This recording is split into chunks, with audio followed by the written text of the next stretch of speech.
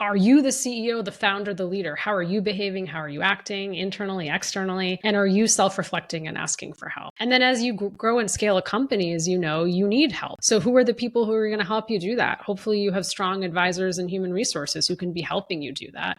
And also, it's not the job of HR to build your culture. It's the job of all leaders. So are you setting this expectation? Welcome to the podcast, where we introduce you to incredible humans who share their journeys with the mission to inspire you to harness your own inner tenacity to drive your life and career forward. And now, your host, Adam Posner.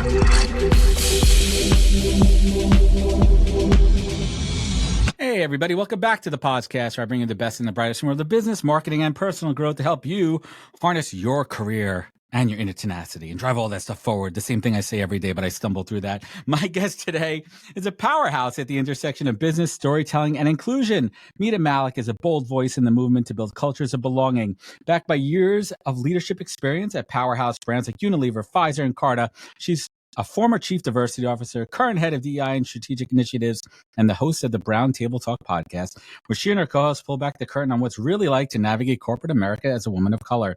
She's also the author of Reimagine Inclusion, Debunking 13 Myths to Transform Your Workplace, which we've spoken about previously. She's been on a few times. But today, we are talking about her brand new book, What? Coming out on September 30th, The Devil Emails at Midnight.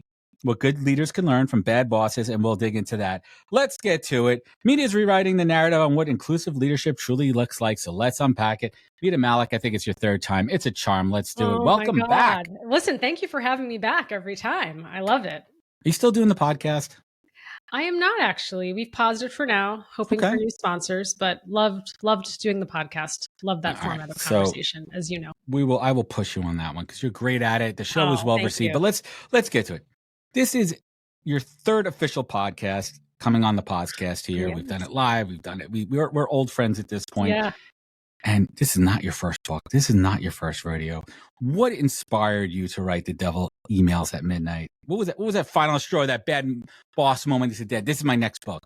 Well, the final straw was actually something quite personal. My mother's home was flooded and badly damaged a few years ago, and it's now been rebuilt, and she's in a wonderful home now. But when I was in my childhood bedroom in a soaked home, trying to salvage things, a spelling bee certificate, report cards, writings, I found a journal from my 20s, right? You can imagine that. It's pretty traumatic.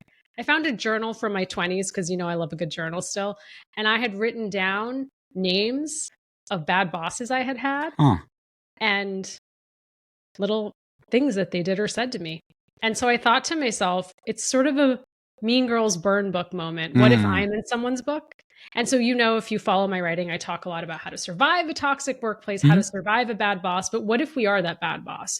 What if we're that individual that shows up at work with a toxic habit that we're not familiar with or we don't self-reflect on? And so that's why I decided to write this book about the devil emails at midnight and what good leaders can learn from bad bosses. So let's just make one thing clear. Just because someone is a bad boss doesn't mean they're necessarily a bad person. So I think we need to put that disclaimer out there. Yeah. But you also say that bad bosses aren't born, they're made. What are some of those biggest, systemic or cultural forces that are pushing good people into being bad bosses or bringing out the worst qualities in bad people that make them bad bosses? Absolutely. And I love that you said that. I've been a bad boss, and chances are so too.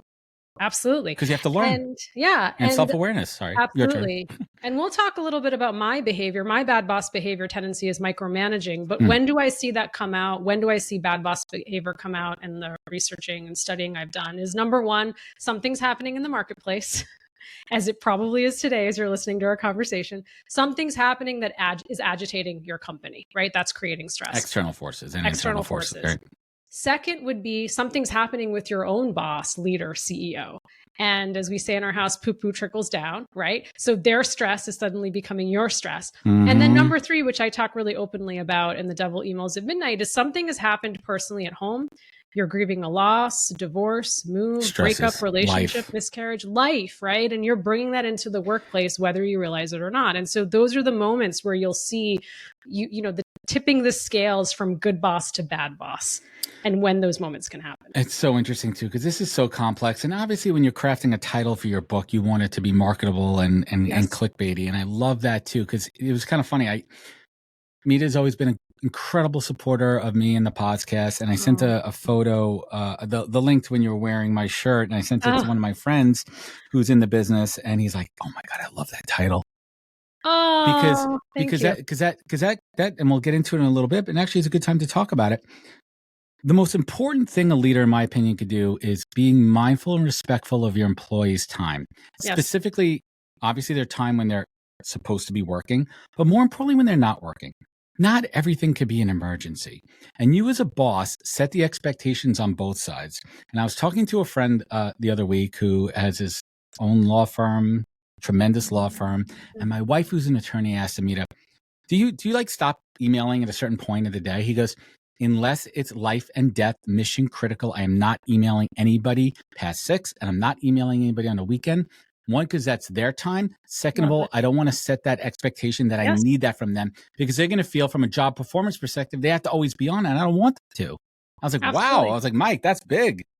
That's amazing. And I think your friend hit the nail on the head. If you are not a 911 operator, a firefighter, medical room, medical profession, think of these life and death moments. Some of us are selling SaaS software, cereal, beauty products. None of this stuff is life or death. No, it's And to your point, you're creating a false sense of urgency, fake fire drills. It's leading to anxiety, stress, and burnout. Full stop. I mean, full culture crash. Absolutely.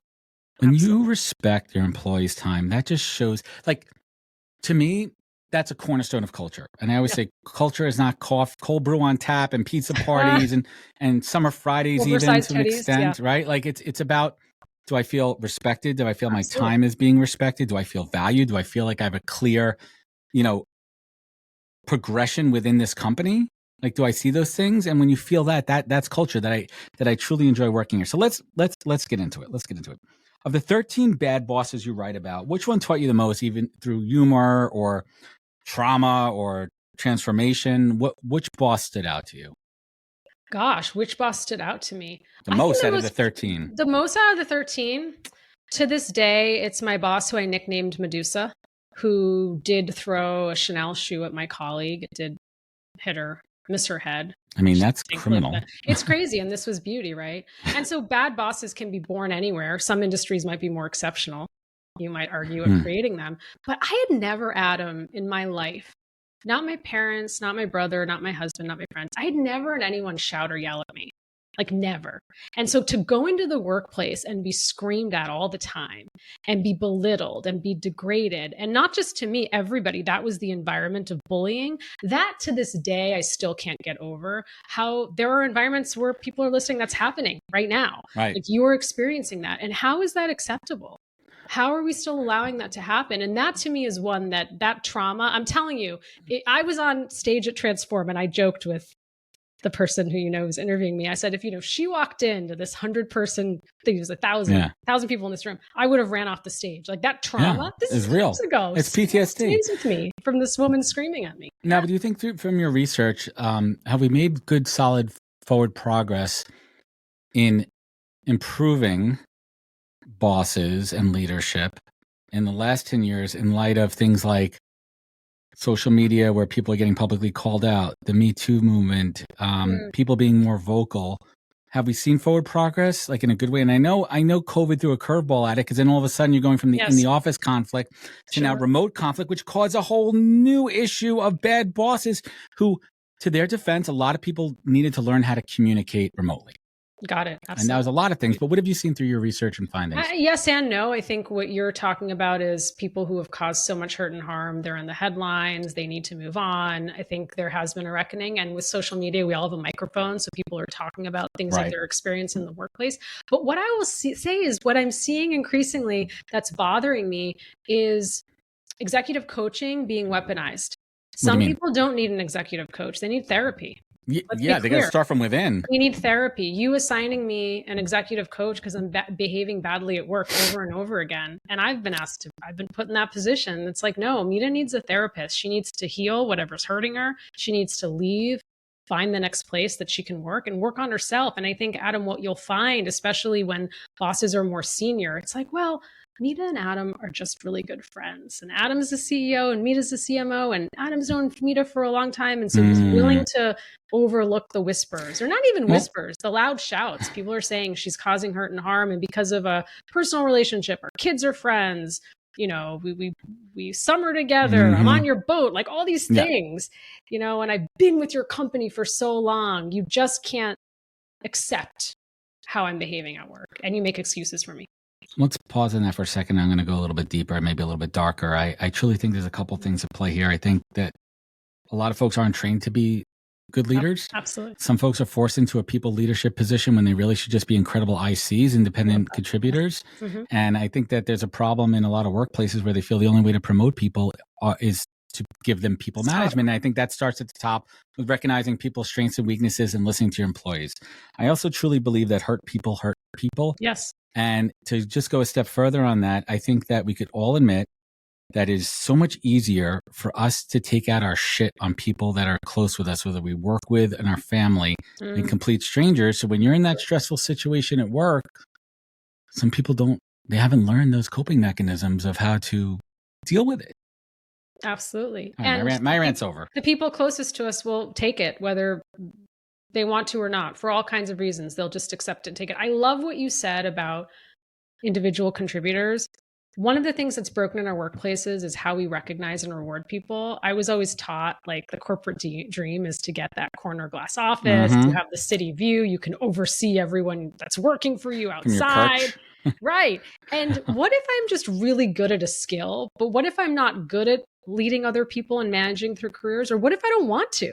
Like, what if I just want to continue to be really good at what I do? This phase of my life, this is what I want to do. I manage people before. I just don't want to anymore because it's a lot of work. But it's not set up that way in many of our workplaces. No. And so then again, you're actually creating this generation of bad bosses, people who don't want to lead, but feel like they're forced to because they have no other choice if they want to continue to be engaged and continue to develop in this company. So before we get to the remedy here, we have to still talk about the problems and the root causes here. And the one that you brought up yourself, which is incredible self-awareness, is micromanagement. And that's a tough one because it's a control factor. And I think that levels up to your own performance. It's not always necessarily a trust factor because you have to assume that most bosses or leaders, I don't like the word bosses. I actually don't like the word at all. Most leaders trust the people that work for them. Let's assume that. Let's make that assumption. But then I truly believe that it comes up to a personal performance thing. If I am not aware of every single thing at every single moment that everybody is doing, something's going to fall through the cracks, slip behind my back, catch me in my blind spot. How could leaders start to be more self-aware of that and release a bit of that control and tension? You have to just understand that something will slip through the cracks. It's going to happen. That's the thing. There's no way that everything is going to be perfect. So what you have to do is really be able to coach on the things that are most important to you, the most important initiatives. And what I mean is not being focused on, okay, here are all the details and the font of the slide and the images that are needed and all these details versus like, here's the output that we're going for. And here are the questions that's going to matter to the CEO that I need us to focus on. I'm not saying if there's not a format or a template, you follow it, but I'm saying our need for control, where's that coming from? It's that we're going to be embarrassed. We're going to be ashamed. We're afraid our team's going to outshine us. We have a loss of control in our own personal lives. I talk about in my book when I lost my dad suddenly.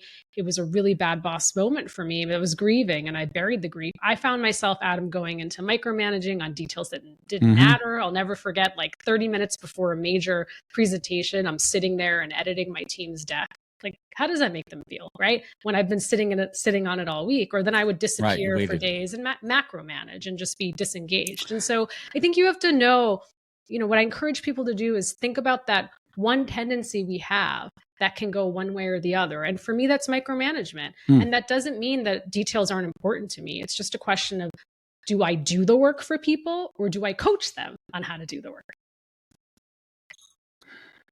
Let's take the flip side of that and talk about a positive boss at leadership attribute is recognition. And you say a good leader can be the difference between feeling invisible and feeling valued. So what are those like small actionable things that you do for people to be seen? And I'm saying seen important because that's something I've been doing as a people leader for folks that work alongside of me is like, hey, Mita, just want to give you a shout out. that candidate that you found last week and that write-up you provided was spot on. That's it. Short little message just for people like, hey, I'm doing my job well, but how could we put recognition more into our everyday practice as a leader? Isn't it mindful strange? recognition? Yeah, I agree with you. Isn't it strange that as children, and I know we're both parents, we teach our children and we've been taught say please and thank you and gratitude and celebrating those small moments. And we forget that in the workplace. And I love that. It's just a simple note, a Slack, an email. I love a good handwritten note, like the lost form of a good handwritten note, just to say, and not to say, thank you for all your efforts. But I love what you just did, very specific.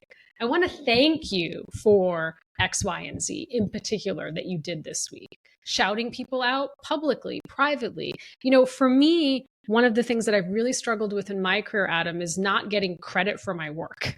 And so can you invite someone to a meeting? Can you have them send the deck directly to the CEO or the client? Can you make sure they feel that they're able to present their own ideas? Because we come to work, yes, for a paycheck, yes, because we found maybe our mission and purpose, but also we want to feel valued. Like you said, we want to feel seen. Like the worst moments in my career, Adam, are when I'm in a job and I'm like, does anyone even know I'm here? Like, am I visible? Or are they burying me in that pile of other employees here? Exactly. So visibility and being seen. This isn't, in my opinion, I think this is an easy win for bosses. I think it's about finding those moments as yourself to release control. Yes. And say, Mita worked hard on that deck. She's at the point. The only way Mita is going to grow is if she could present to the client. I'm not taking her work and presenting it for her. Yes, I will be there to safety net and guide and, course correct where we need, but that's her work. Absolutely. And I think more leaders, obviously if a leader takes credit for something they didn't do is a whole freaking other issue. Yes, it is. But if you're working your way through your own leadership journey, these are easy things to do, is to have other people step up, present their work, recognize them for it, and give them the credit and visibility that they deserve and worked hard for. Absolutely. And part of that is teaching someone how to present, teaching someone how to anticipate questions from a client. What if they ask a question you don't know the answer to? How do you respond? Like, I think we've lost that art of teaching people as well. And I hope in this race to embrace AI, hope in this race to automate and scale things, we actually don't create a generation of lazy bosses. We actually have more time to be human and interact with people, right? We actually have time more people to teach people. I don't know about you, but I'm scared. I fully embrace AI. I use it every single moment of every single day, but I'm also very mindful about making sure it's me and it's my message and what I want to say and wordsmithing it and this and that too. I think that, and I'm curious on your take, I do think it's making people lazier. And I don't see people doing what I would want them to do, is to use that extra time for human efficiencies. Absolutely. And they're doing it for their own personal efficiency. And maybe that's okay in some cases. If it makes you mentally better, but I don't know. What do you think? You see where I'm going? This is a tough one. Yeah, I want to give credit to Hannah Larson, who I follow on social media. And she says, don't outsource your brain to AI. I'm sure there's a number of people who say that, but it is that idea of like, did we stop thinking? Did we stop being human? Did we stop being creative? I want to hear from Adam and not his AI agent, right? And I use AI tools all the time too, but it's again, like, I think what people are drawn to is the person and the human touch and the storytelling. Yep. And I don't know, in my lifetime, maybe it will happen, but I don't see AI doing that yet in terms of getting that human touch, which is so important. So we all know the problems. We all know what bad bosses, we've all experienced them, but what the heck are we doing about it? Well, I think one is, how do you hold people accountable? We talked about that. When I think about the devil emails at midnight, some of the baddest, the worst bosses, the people we talked about who are in the headlines, this book isn't for them, right? They need to go seek therapy and work on themselves. But I do think there's a piece of companies holding people accountable when they behave badly. Like, how many chances are you going to give Mita? It's time for her to move on. She's created enough havoc in the organization. Enough people have left because of her.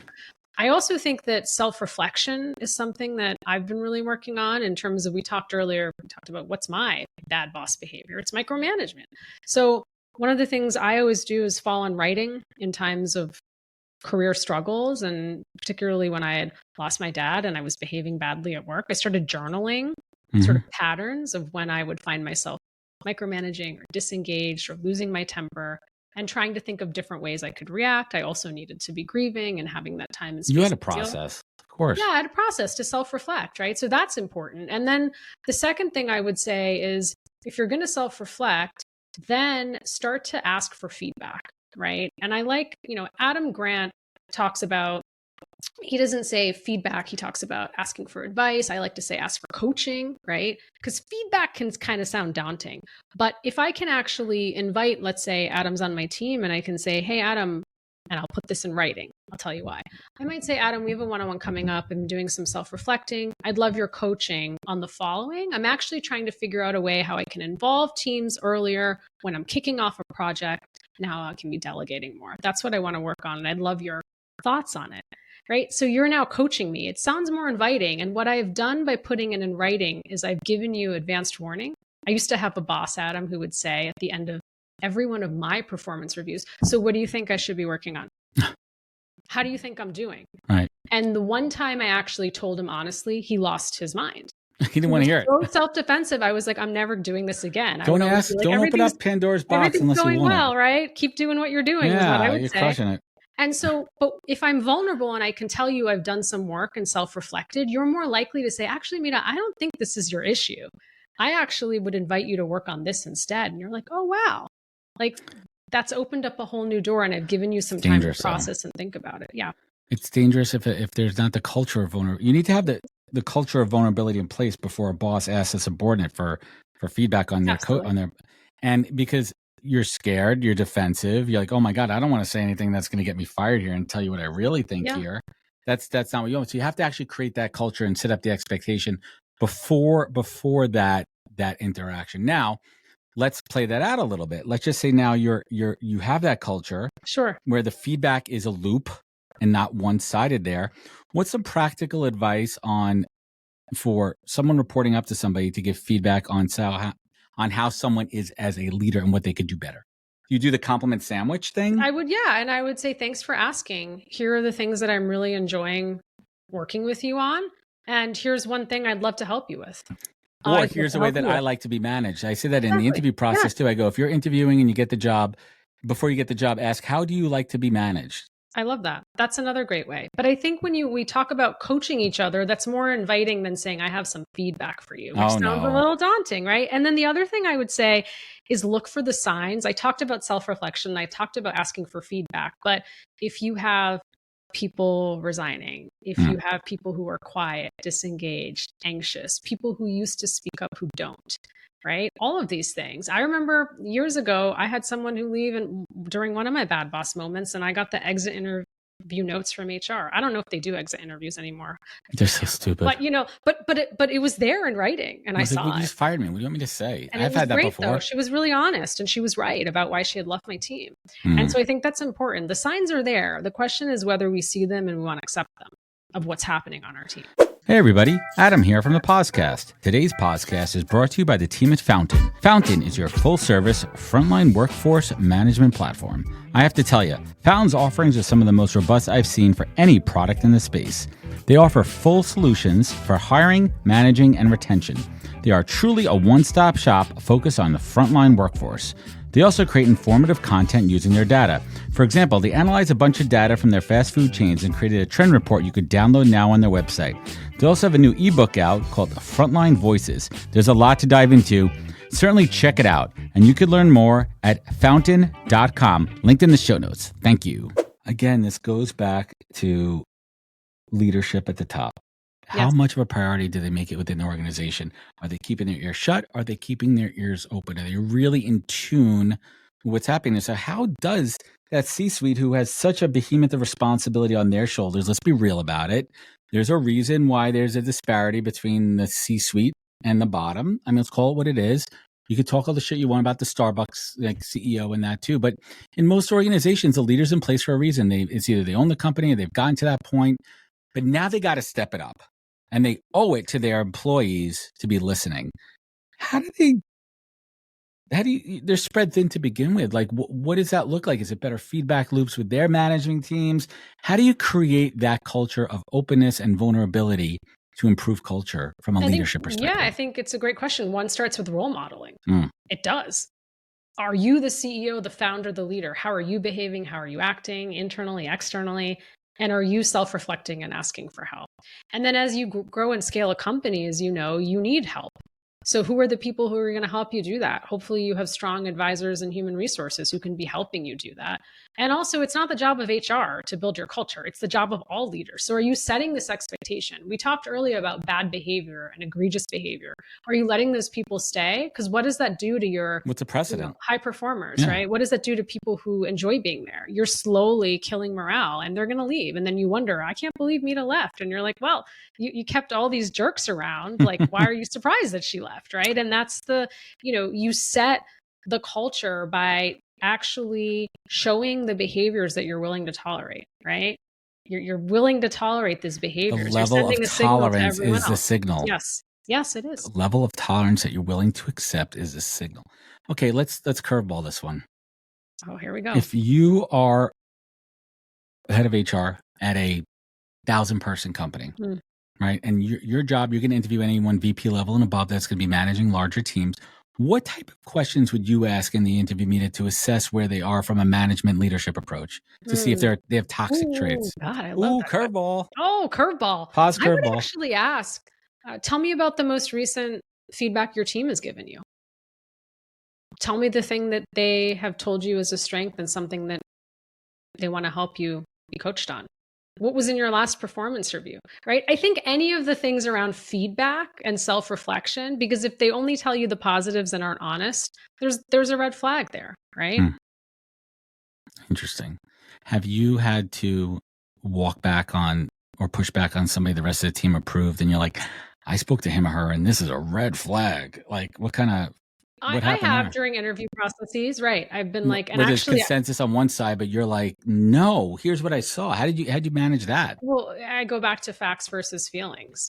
Like this person was, and this is your expertise in evaluating talent and attracting talent. It's like, okay, yes, you played lacrosse with him at Stanford. Yes, you found out you have friends in common. Yes.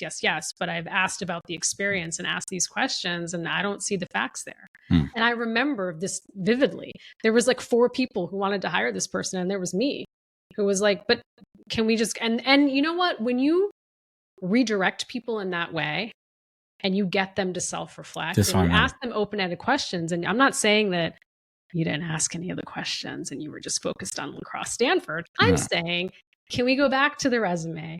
Can you help me understand the experience that they talked about here that would translate there? And then the person quickly realizes they didn't ask all those questions because they went off on a tangent to talk about other things. Yeah. And so I think what are you guys doing for Christmas? You going to Aruba again? Yeah. Yes.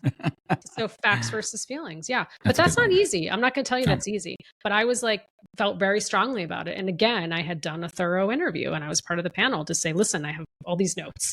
So can you show me your notes? And I think those, And I think that goes a step further from an interview process standpoint, whether you're being in charge of TA or HR, whoever's handling hiring within your organization, is having a consistent interview process with standard questions. That way you're calibrating one candidate versus another and you're comparing how they answers. And so many companies go with feelings over facts. And so crazy. Like tangent for a second, the like bias, when someone's like, all I need is one interview. I know within 5 minutes if that person's right.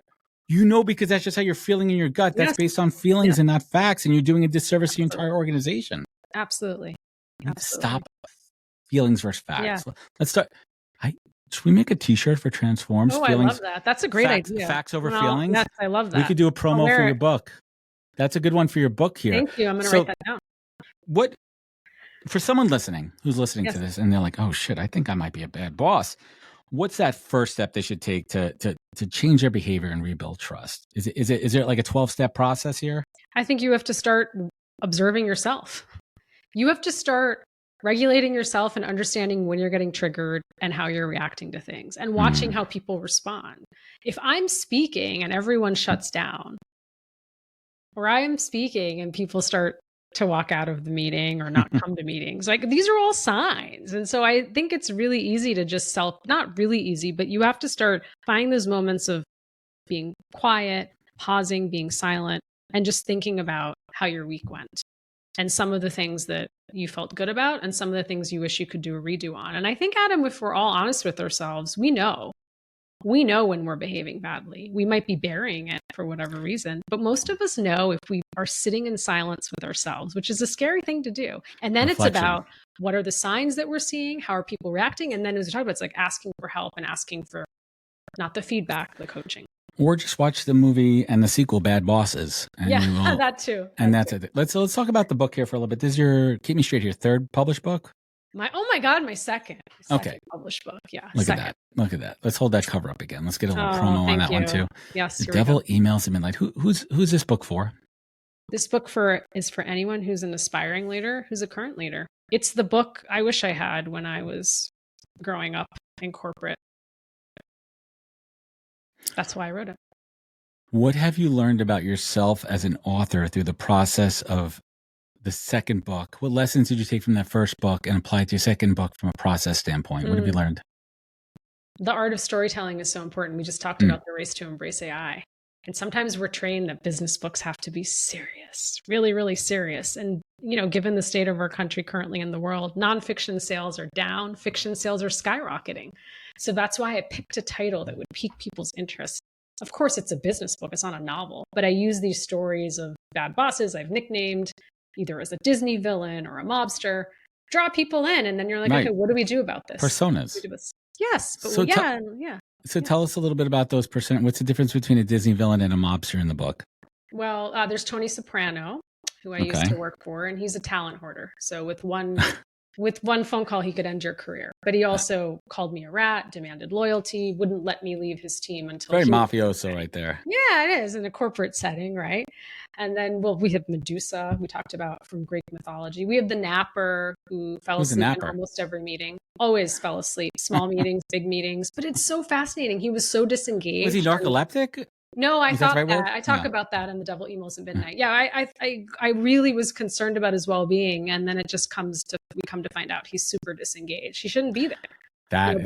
Disengagement is awful. It's contagious. The minds are all over the place. Just can spread. And you're like, years later, I'm like, why did he stay?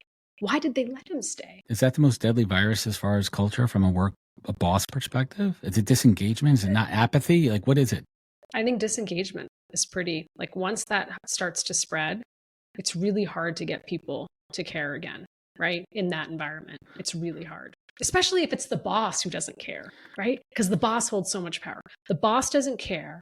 So why should I care? Why should I care? If they're not caring, then it goes back to the behavior you tolerate. They tolerated this person being disengaged for far too long. And you ask yourself, why? Who did he know? Why did they keep him? Why did he stay? Why did he stay?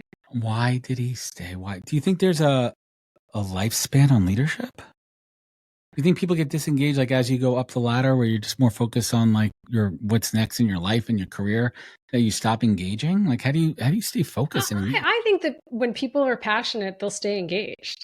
I think it's when this person wasn't valued. He didn't get promoted. He was constantly overlooked, right? It's very easy for me. That's why I always say, I've been a bad boss and chances are so have you. What was happening in that person's life? I later came to find out he was actually at one point super engaged.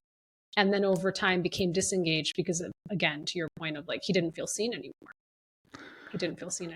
So I want to kind of take a few steps back here for anyone listening too. If you feel like you have a bad boss, if you feel like I like where I work, I like the company, I like the people I work with, I like the team, but just something's going on with my boss here. How do you even approach that without the, ramifications of, hey, if I talk up, shit, I'm going to get fired? I mean, listen. Without going behind someone's back, Yeah, I've been in those situations where you can't change someone else's behavior. So if it's an extreme bad boss, like the ones I detail in The Devil Emails at Midnight, the ones that are really hurting and harming you and affecting your mental health, then you have to make an exit plan. You have to start crafting a strategy. I'm not saying resign tomorrow. I'm saying start the plan. Mm-hmm. Start the plan. That could be either looking internally because you have other career allies. You can make a move somewhere else in the company, or you have to actually get out and you have to start that plan. If it is something that is on a, let's say, lower level, micromanagement, someone who is macromanaging, not providing as much direction as you want. If you have a bit of that psychological safety, you can hopefully approach the person to talk them through it. But you can't change someone else's behavior. You have to tough. Come to realize that. Personally and professionally, changing behavior is a tough one. At this stage of our life, we are hard-coded at this point, all right? We We are hard coded and Yeah. trying to make changes in the soft code and the DNA is certainly a tough one from that place. So what I want to end on positivity here as we come to the back of the show here. What good progress have you seen out there? Where have you seen the conversations turning into action? Give us some examples. I'm just really impressed with companies who really care about well-being and are focused on that for their employees. I think that's so important. All of this, like being overworked, undervalued, not seen, disengaged, what does it lead to? It leads to burnout.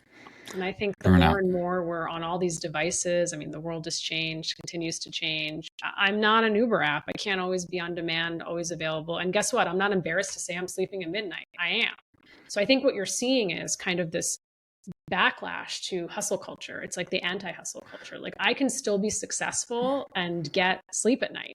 Like I can still be successful and not be working 24/7. And if I'm not resting and recharging, there's going to be consequences for me health-wise. There just will be. Spot on. And I truly think, and I think the pandemic was a root cause of it, where we went from being in an office where we had a clear line where, like, for the most part, when you were done with work for the day and left, that was it. You would get the occasional emails. But the fact that we've now have distributed workforces across multiple time zones and countries and regions of the world, people feel like they need to be on and responsive all the time. Otherwise, it's going to negatively affect their job performance. And the only antidote to that is leadership setting clear expectations and guidelines of when someone's on and when it's off, and then leading from the top on that. Absolutely. I couldn't agree more. It's a tough one. So I want to go back to a question I've asked you probably twice already on here, because I like to see how this question evolves here. If you could go back and give one piece of advice to your younger self as a first-time manager, what would it be and why? Be a coach. Be a coach. I'm not athletically inclined. I can run fast, but when I watch sports teams, it's this idea of coaching people. Don't kick people when they're down. People know when they make stupid mistakes. Like help them get up. Teach them, train them, tell them how to do things differently. I think that's this idea of like being in coach mode.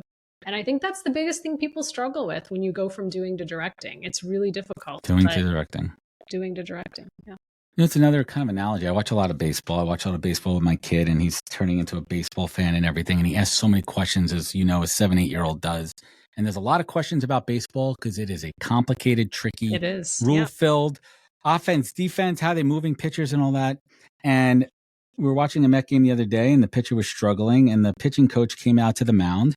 And first I had to explain to him what's the difference between the manager coming out to make a pitching change and the pitching coach coming out to just give a pep talk. And I thought about it for a second, and I said to my son, he may not be giving him any real advice right now. He has the trust in his player to do what he needs to do. He was just enabling him that moment to breathe. And what that went off in my head is, how do you apply that to the workplace where maybe a boss is like, hey, Mita, I know we've been heads down in this project for the last 2 weeks. You know what I want you to do? This has nothing to do with your performance at all. 2:00, call it a day. I have everything under control. Just go home and do it. Like, I don't care what you do, and just take the rest of the day. But making you feel safe that, like, this isn't a reflection of your performance. I'm just giving you a minute to breathe. And I think more bosses need to do more of that. Burnout, like indicators on their employees, however way that's being tracked in your head and you're seeing it. But you need to be aware as a boss of bandwidth and stress and giving them that time. That's what I want to see more of. And I love that. And I love what you just said, and role model that. Tell people it's Friday. I'm heading out at 2. I'm going to take my kid to a baseball game. Yeah, we're done. I'm just go to the beach, go to the pool. And you all can log off too. You can do what you want, but this is what I'm doing. And then people feel emboldened that they can do that. Like, hey guys, guess what? 2:00. I'm not looking at a single email from you. If it's life and death, text me. I'm off. I want all of you to take off. Yes. Role model that. Role model. And not just on a Friday, on a random Wednesday. Like, you know what I mean? Like just. It can be on a Wednesday. It could be on a Wednesday. So let's bring it home here. Mita, what's keeping you up at night these days? What's keeping me up at night? God, I'm trying to raise kind and inclusive human beings. That's what's keeping me up at night, if I'm going to be honest. Parenting is no joke. I'm sure every generation has said that. But with social media and all the information and I think it's just, my heart goes out. A lot of people hurting in the world right now.